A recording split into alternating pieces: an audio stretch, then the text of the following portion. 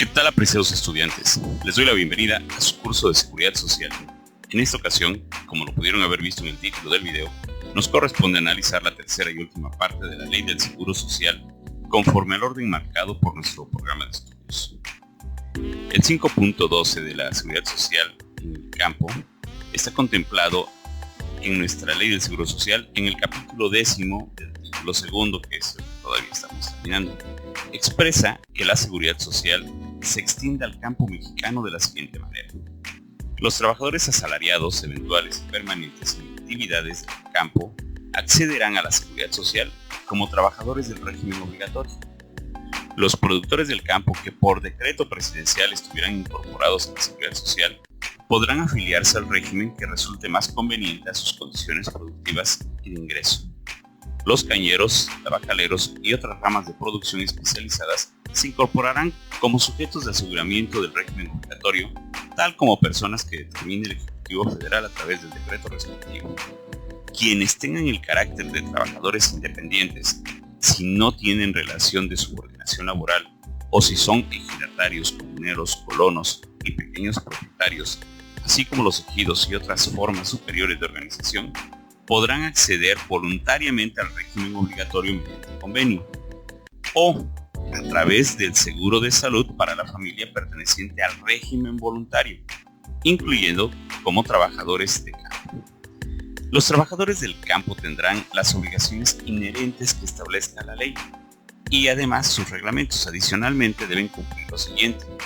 Al registrarse ante el instituto deberán proporcionar el periodo y tipo de cultivo, superficie o unidad de producción, estimación de jornadas a utilizar en cada periodo y los demás datos que le requiere el instituto.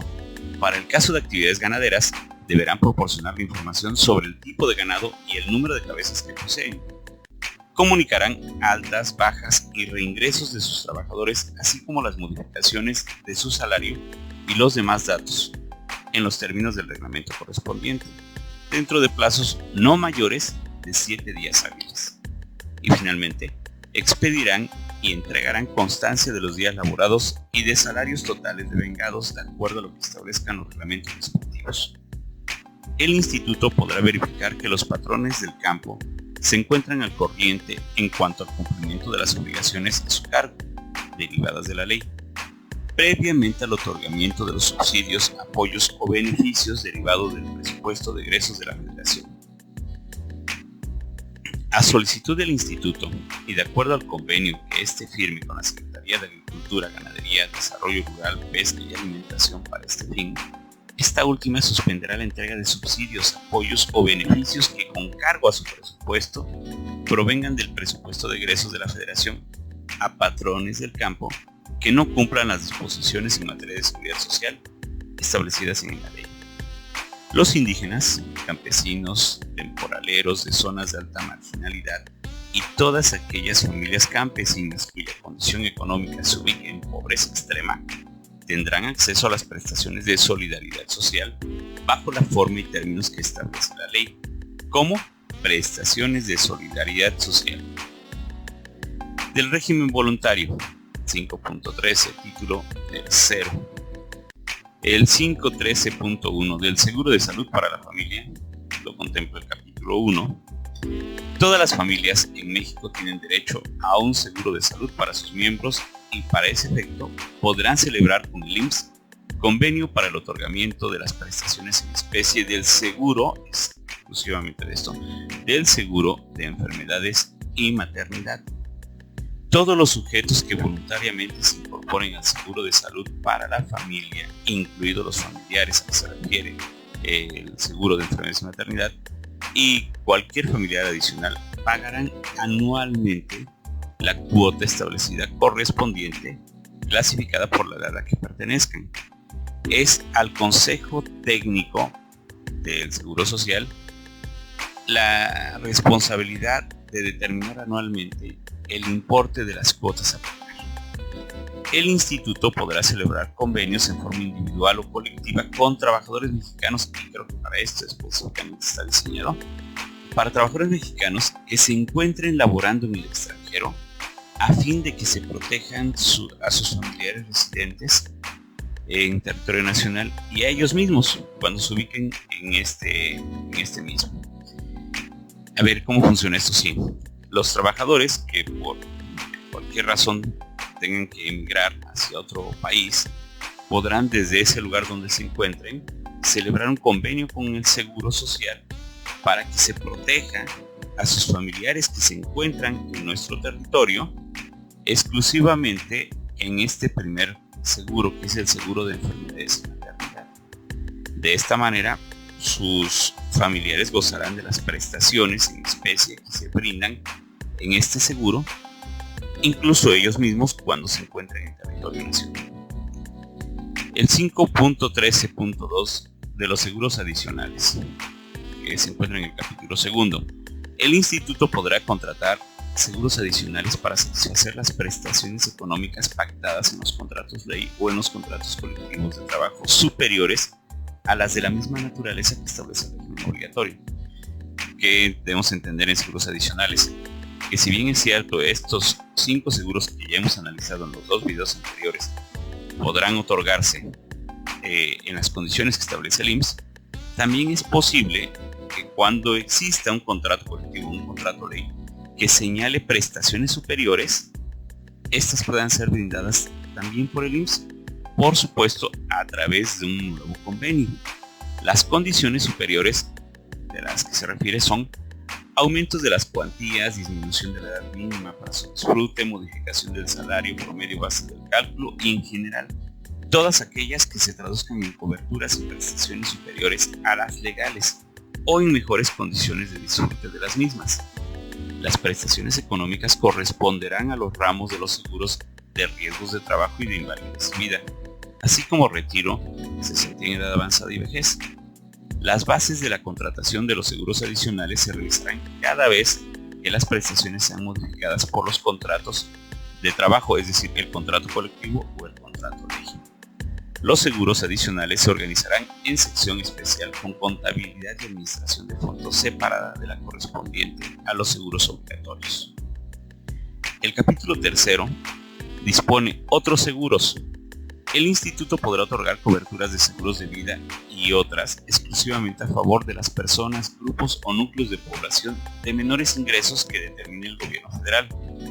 Asimismo, podrá utilizar su infraestructura y servicios a requerimientos de este mismo gobierno federal en apoyo de programas de combate a la marginación y a la pobreza. Para que se logre lo anteriormente señalado, el gobierno federal proveerá oportunamente al instituto los recursos financieros necesarios con cargo al programa y partida correspondientes. 5.14 del Instituto Mexicano de Seguridad Social. Este tema es precisamente el que ustedes analizaron en su ensayo y del cual, por razones obvias, no entraremos en detalles, pero vamos a destacar algunas cosillas por ahí. Por ejemplo, que las principales atribuciones y facultades del IMSS son las que a continuación enlistamos: administrar los seguros de riesgos de trabajo, enfermedades y maternidad, invalidez y vida, guarderías y prestaciones sociales, salud para la familia, adicionales y otros; satisfacer las prestaciones que se establecen en la ley; invertir sus fondos de acuerdo con las disposiciones de esa ley; en general, realizar toda clase de actos jurídicos necesarios para cumplir con sus fines, así como aquellos que fueran necesarios para la administración de las finanzas institucionales. Recordemos que gozan de autonomía financiera. 5.15 de los procedimientos de la caducidad y prescripción. Generalidades. Empezaremos con los procedimientos de caducidad y prescripción, pero específicamente con un capítulo añadido que se llama créditos fiscales, que reglamenta el capítulo primero. Las cuotas, los capitales constitutivos, su actualización y los recargos, las multas impuestas en los términos de esta ley, los gastos realizados por el instituto por inscripciones improcedentes y los que tengan derecho a exigir de las personas no derechohabientes tienen el carácter de crédito fiscal. Atención, está equiparado a un crédito fiscal. En los casos de concurso u otros procedimientos en los que se discuta la prelación de créditos, los del instituto serán preferentes a cualquier otro. Atención, a cualquier otro en materias mercantil y todos los que sean. Porque debemos entender también que, si bien es cierto, tiene preferencia los créditos del instituto, también deberá reconocerse la preferencia de los alimentos que están en primer lugar, de los créditos de salarios, sueldos devengados o indemnizaciones que se le deban a los trabajadores, que se van a encontrar, serán los únicos que se encontrarán antes de los créditos del instituto. También hay que reconocer que en cuanto a la responsabilidad para el caso de sustitución patronal, si existiera esa sustitución patronal, habrá una responsabilidad tanto del patrón sustituido como del patrón sustituto. Por cualquier circunstancia podría esto, de acuerdo a lo que dispone nuestra misma Ley Federal del Trabajo, extenderse hasta 5 meses antes y 5 meses posteriores a la sustitución. 5.15.2 de los procedimientos. Aquí vamos a hablar específicamente en la sección primera del procedimiento administrativo de ejecución. El procedimiento administrativo de ejecución para el cobro de los créditos fiscales que no hubieran sido cubiertos oportunamente al instituto, los aplicará el mismo instituto a través de sus unidades administrativas que para ese efecto se encuentren facultadas. La enajenación de los bienes que el instituto se adjudique con motivo de la aplicación del procedimiento administrativo de ejecución se realizará en subasta pública o por adjudicación directa, y en el caso de valores de renta fija o variable, estos se enajenarán conforme a los lineamientos que al efecto emite el Consejo Técnico. Las cantidades que se obtengan respecto del seguro de retiro, cesantía en edad avanzada y vejez deberán ser puestas a disposición de la administradora de fondos para el retiro que lleve la cuenta individual del trabajador de que se trate, a más tardar dentro de los 10 días hábiles siguientes a la fecha de su cobro efectivo. En los acuerdos relativos a la concesión, al rechazo o a la modificación de una pensión, se expondrán los motivos y preceptos legales en que se funden, y asimismo se expresará la cuantía de tal prestación, el método de cálculo empleado para determinarla y, en su caso, la fecha a partir de la cual tendrá vigencia. En el oficio en que se comunique el acuerdo relativo, se hará saber al interesado el término en que puede impugnarlo mediante recurso de inconformidad. En los casos en que una pensión u otra prestación en dinero se haya concedido por error que afecta a su cuantía o a sus condiciones, la modificación que se haga entrará en vigor. A. Si la modificación es en favor del asegurado o beneficiado, desde la fecha de la vigencia de la prestación, si el error se debió al instituto o a la FORE, o desde la fecha en que se dicte el acuerdo de modificación, si el error se debió a datos falsos suministrados por el interesado. B. Si la modificación es en perjuicio del asegurado o beneficiario, desde la fecha en que se dicte el acuerdo de modificación, si el error se debió al instituto o a la FORE, o desde la fecha de la vigencia de la prestación, si se comprueba que el interesado proporcionó al instituto informaciones o datos falsos. En la sección segunda se aprecian los medios de defensa. Cuando los patrones y demás sujetos obligados, así como los asegurados o sus beneficiarios, consideren impugnable algún acto definitivo del instituto, podrán recurrir en inconformidad. Las resoluciones, acuerdos o liquidaciones del instituto que no hubiesen sido impugnados en la forma y términos que señale el reglamento correspondiente se entenderán consentidos. Las controversias entre los asegurados o sus beneficiarios y el instituto sobre las prestaciones que la ley otorga deberán tramitarse ante los tribunales federales en materia laboral, en tanto que las que se presenten entre el instituto y los patrones y demás sujetos obligados se tramitarán ante el Tribunal Federal de Justicia Administrativa.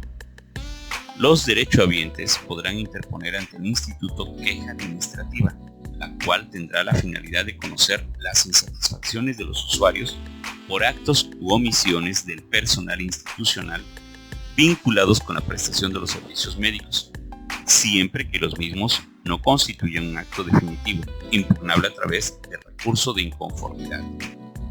El procedimiento administrativo de queja deberá agotarse previamente al conocimiento que deba tener otro órgano o autoridad de algún procedimiento administrativo recurso o instancia jurisdiccional. La resolución de la queja será en los términos que establezca el instructivo respectivo. De la caducidad y prescripción. 5.15.3. Esto lo encontramos en el capítulo 3 de la ley. Y si bien sabemos que tanto caducidad como prescripción tienen que ver con el tiempo, la pérdida o adquisición de un derecho por el transcurso del tiempo, en nuestra ley se encuentran perfectamente determinados los tiempos que debemos contemplar. La facultad del instituto de fijar en cantidad líquida los créditos a su favor se extingue en el término de 5 años, término que no se encuentra sujeto a interrupción y que es contado a partir de la fecha de la presentación por el patrón o por cualquier otro sujeto obligado, en términos de esta ley, del aviso o liquidación o de aquella en que el propio instituto tenga conocimiento del hecho generador de la obligación. Este plazo de caducidad solo se suspenderá cuando se interponga el recurso de inconformidad o juicio. La obligación de enterar las cuotas y los capitales constitutivos prescribirá a los 5 años de la fecha de su exigimiento. La prescripción se regirá en cuanto a su consumación e interrupción por las disposiciones aplicables del Código Fiscal de la Federación. Las cuotas enteradas sin justificación legal serán devueltas por el Instituto actualizadas conforme a lo previsto en el artículo 17A del Código Fiscal de la Federación, desde el mes en que se realizó el pago de lo indebido o se presentó la declaración que contenga el saldo a favor, y hasta aquel en que la devolución está a disposición del contribuyente, siempre y cuando sean reclamadas dentro de los 5 años siguientes a la fecha de la entrega correspondiente, excepto los provenientes del seguro de retiro si en edad avanzada y vejez. Por lo que se refiere a estas últimas, se estará lo previsto en las disposiciones legales y reglamentarias respectivas. El derecho de los asegurados o sus beneficiarios para reclamar el pago de las prestaciones en dinero respecto a los seguros de riesgo de trabajo, enfermedades y maternidad, invalidez y vida, y guarderías y prestaciones sociales, prescribe en 1 año. Es inextinguible el derecho al otorgamiento de una pensión, ayuda asistencial o asignación familiar, siempre y cuando el asegurado satisfaga todos y cada uno de los requisitos establecidos en la presente ley para gozar de las prestaciones correspondientes. El derecho del trabajador o pensionado y en su caso sus beneficiarios a recibir los recursos de la subcuenta de retiro, cesantía en edad avanzada y vejez, prescribe en favor del instituto a los 10 años de que sean exigibles. De las responsabilidades y sanciones. 5.16. Título 6, capítulo 1 de las responsabilidades. Los servidores públicos del instituto están obligados a observar en el cumplimiento de sus obligaciones los principios de responsabilidad, ética profesional, excelencia, honradez, lealtad, imparcialidad, eficiencia, calidez y calidad en la prestación de los servicios y en la atención a los derechohabientes. Obviamente estarán sujetos a las responsabilidades civiles o penales en que pudieran incurrir. El incumplimiento de las obligaciones administrativas será sancionado en los términos previstos en la Ley Federal de Responsabilidades de los Servidores Públicos, salvo los comprendidos en el artículo 5 de dicho ordenamiento. Capítulo 2 de las infracciones y sanciones. Cuando los patrones y demás sujetos obligados realicen actos u omisiones que impliquen el incumplimiento del pago de los conceptos fiscales, serán sancionados con multa del 40 al 100% del concepto omitido. Son infracciones a esta ley y a sus reglamentos los actos u omisiones del patrón o sujeto obligado que se enumeran a continuación.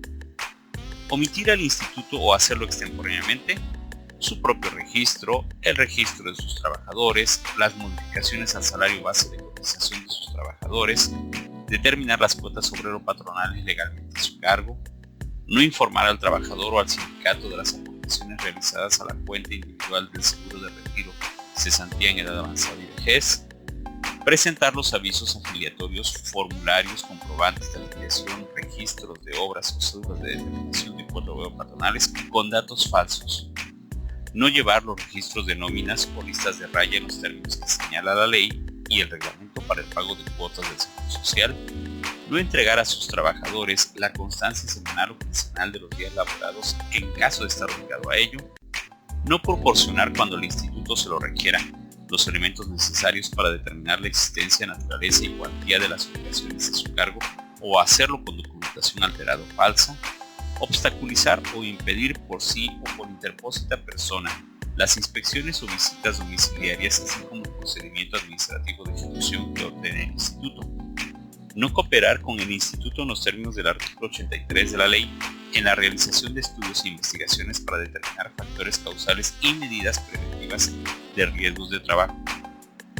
No dar aviso al instituto de los registros de trabajo, ocultar su ocurrencia en las instalaciones o fuera de ellas en el desarrollo de sus actividades, no llevar los registros de los riesgos de trabajo o no mantenerlos actualizados.